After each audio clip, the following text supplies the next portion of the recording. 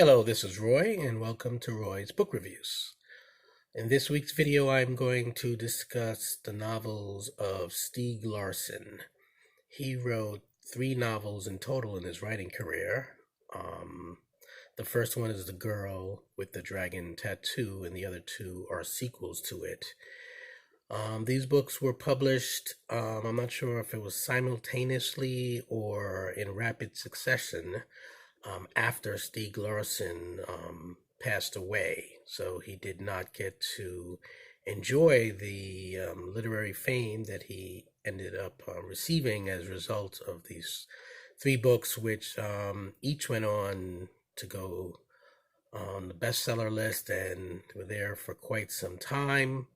They've been made into movies in Sweden, I believe, as well as Hollywood adaptations. I've seen the movie version of The Girl with the Dragon Tattoo, and it was quite good, which does not mean that I was necessarily enamored with the book or the 2 follow-ups. In fact, I was not crazy about the writing, which I thought was rather amateurish. The storyline was certainly very interesting. The main character, the title character, the girl who has the dragon tattoo, is quite fascinating. And I'm going to share my thoughts as I wrote them on the website Goodreads. I picked up The Girl with the Dragon Tattoo because I wanted to know what all the fuss was about. Larsson's debut novel and its 2 sequels have topped bestseller lists for what feels like forever. As has happened previously to me, with mega hits such as Harry Potter and the Da Vinci Code, curiosity went out, and I just had to check it out and see what all the buzz was about. Nobody wants to be the only person at the literary water cooler who hasn't read the book that's dominating the conversation. So I read this book, and I have to say that I was not overwhelmed when finally getting around to it. The character this novel is named after is its strength. Her distinctive personality and outlook set her apart from cookie-cutter characters that can be found in many genre thrillers.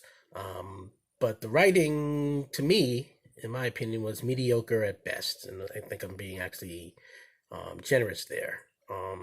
Perhaps fair share of the blame is the translation from Swedish to English. The plot is engaging, but by no means tremendously original. The book is a whodunit, but the ending is not especially difficult to guess, at least partially, if not completely. I don't really consider myself to be a strong follower of clues in mystery novels, but I don't feel that one needs to be Nostradamus to make accurate predictions about how this one is going to end. The Girl with the Dragon Tattoo is fairly engaging. It's an easy enough read, but my final verdict is that, unlike many other people who picked this book up, I don't feel compelled to read parts 2 and 3. I can wait until the inevitable movie adaptations to hit cable.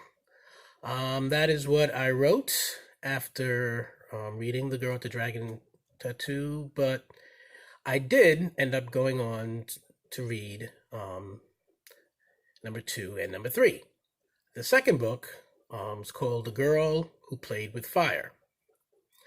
About that one, and by the way, I gave a 2-star review on Goodreads to The Girl with the Dragon Tattoo. The Girl Who Played with Fire, I gave 3 stars. About it, I wrote, Stieg Larsson was not a great writer, not by a long shot, but he had a knack for creating indelible characters. Lisbeth Salander is a fascinating woman whom readers first meet in The Girl with the Dragon Tattoo. In The Girl Who Played with Fire, we learn about her background, gain insight into the events she managed to survive, and thus shaped her into a pint-sized dynamo with a knack for overcoming astronomical odds. We're introduced to her evil father and comic book style villain of a half-brother. There are also a bunch of secondary characters that seemed barely necessary to me. Since it's the second part of a trilogy, though, I figured that there will be a wrapping up of subplots and fuller development of the background characters in the final installment. And at that point, since I had already read two of them, I decided that eventually I would get around to reading the third. I wrote that I will continue to overlook flaws in Larsson's writing, which often seem amateurish to me, because I wanted to see the crazy ride through to the end. A couple of years went by until I finally got around to reading the third book in the trilogy, The Girl Who Kicked the Hornet's Nest. About it I wrote, the best part of this chronicle is that it's over for me. Not only my reading of this particular book, but my reading of the entire series. I wish to see the story through to its end, and now I have. If this doesn't sound like a ringing endorsement, that's because it isn't. I gave this book only 1 star. I really had to struggle to get through to the end. As I have noted in reviews of the first 2 books, Larsson's writing is not my cup of tea. Every rule that serious writers are told to follow get ignored. Larsson was the master of telling when he should have been showing.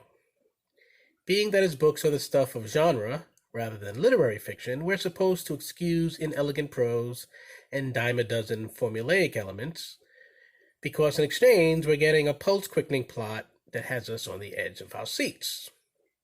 Perhaps that applies to the first 2 books, but by this one, most of the action-packed sequences have already been attended to. When we reach book number 3, we're no longer reading a whodunit because we already know who did what. The element of danger remains present, but is far less pressing than in the earlier installments. What's left is for all of the bad guys to be exposed and punished for their deeds, and for the hero to be vindicated. It takes over 500 pages for Larsson to make that happen. Much of the word count is dedicated to subplots that scarcely impact the main storyline. If this had been the first book in the series, it would have become a did not finish, to be honest. Since I had already read the more interesting, if not necessarily better written, first 2 novels, I was determined to finish it off. And so I did. I'm looking forward to my next read, and to be honest, I'm happy that it won't be part 4 of this particular series. But to end this review on a positive note, I will add that Lisbeth Salander is a pretty cool character. Movie adaptations with accomplished screenwriters can make excellent use of Larsson's tattooed heroine. So there is that. And that is all I have to say about the books of Stieg Larsson. Hopefully I didn't come off too negative, but I try to be forthright and honest and call them as I see them. And a lot of people love these books. You may be among the people who did love these books, but I was not. Until next time, this is Roy of Roy's Book Reviews, wishing you happy reading.